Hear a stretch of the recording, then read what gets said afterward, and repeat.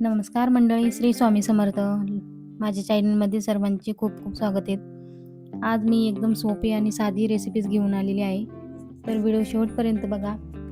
आणि एक नवीन रेसिपीज आहे ती म्हणजे चुरमा.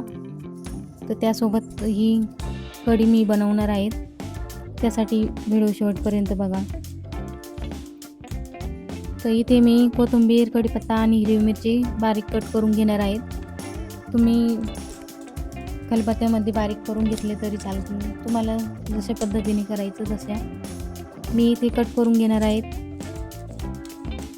आणि 5 मिनिटात होणारी रेसिपीज आहेत आणि काही टिप्स पण आहेत. खूप जणांची कढी फुटते कढी केल्यानंतर, म्हणून ही रेसिपीज पूर्ण बघा आणि चॅनलला सबस्क्राईब केलेले नसेल तर सबस्क्राईब करा. इथे आपण रात्रीच्या पोळ्या उरलेल्या असतात, शिळ्या पोळ्या, तर त्या पोळ्यांचा छान मस्त चुरमा बनवलेला आहे. कोणी चुरमा म्हणतं, कोणी भुगा म्हणतं. आमच्याकडे जास्त करून भुगाच बोलतात, पोळ्यांचा भुगा. तर त्याचा भुगा बनवलेला आहे आणि त्यासोबत मी इथे कढी बनवणार आहे. इथे मी दही घेतलेलं आहे 1.5 वाटी आणि 4 ते 5 चमचे असं बेसन पीठ घेतलेलं आहे. हिरवी मिरची कट करून घेतलेली आहेत.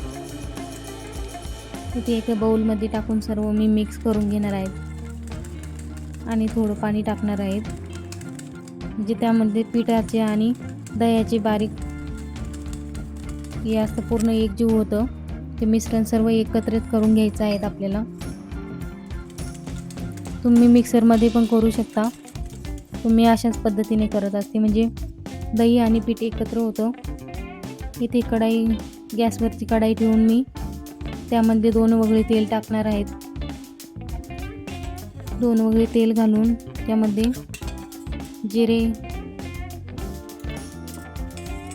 कढई गरम झाली की मोहरी, जिरे आणि थोडंसं हिंग घालणार आहे. एकदम साध्या आणि सोप्या पद्धतीने रेसिपीज आहे, एकदम झटपट अशी 5 मिनिटात होणारी.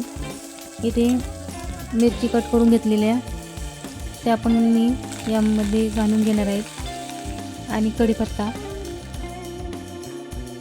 आणि कोथिंबीर पण त्यामध्येच घालून घ्यायची आहेत आपल्याला. छान अशी परतले जाते.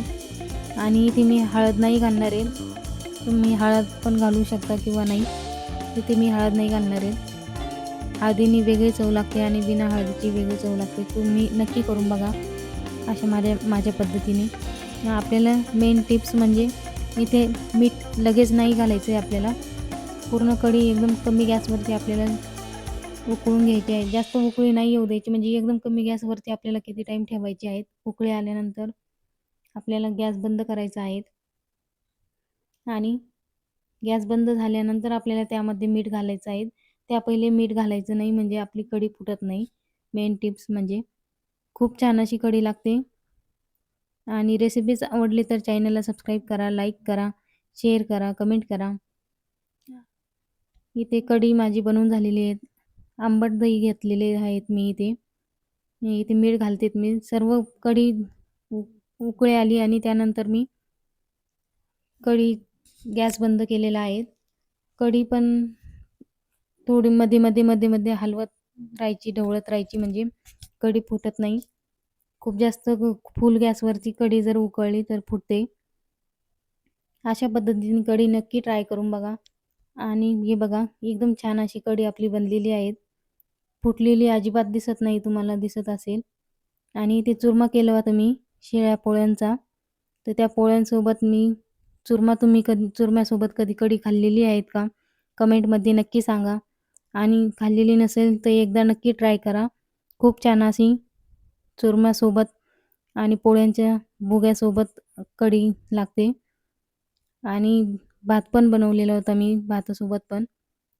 तर रेसिपीज आवडली तर चॅनलला सबस्क्राईब करा, लाईक करा आणि कमेंट करायला विसरू नका अशाच नवीन नवीन रेसिपीजसाठी. हे बघा, मी इथे चुरम्यामध्ये कढी टाकून घेणार आहे. तुम्ही खाल्लेली नसेल ना तर नक्की ट्राय करून बघा, खूप छान लागते. आमच्या घरातले खूप आवडीनं खातात कढी आणि चुरमा, पोळ्यांचा भुगा. तुमच्याकडे चुरमा बोलतात की भुगा बोलतात कमेंटमध्ये नक्की सांगा. आणि कुठून व्हिडिओ बघतायत माझा ते पण कमेंटमध्ये सांगा. आणि नवीन असाल तर चॅनलला सबस्क्राईब करा, लाईक करा आणि शेअर करायला विसरू नका. अशीच नवीन नवीन रेसिपीसाठी चॅनलला सबस्क्राईब करून ठेवा. पूर्ण व्हिडिओ बघितल्याबद्दल धन्यवाद. श्री स्वामी समर्थ सर्वांना.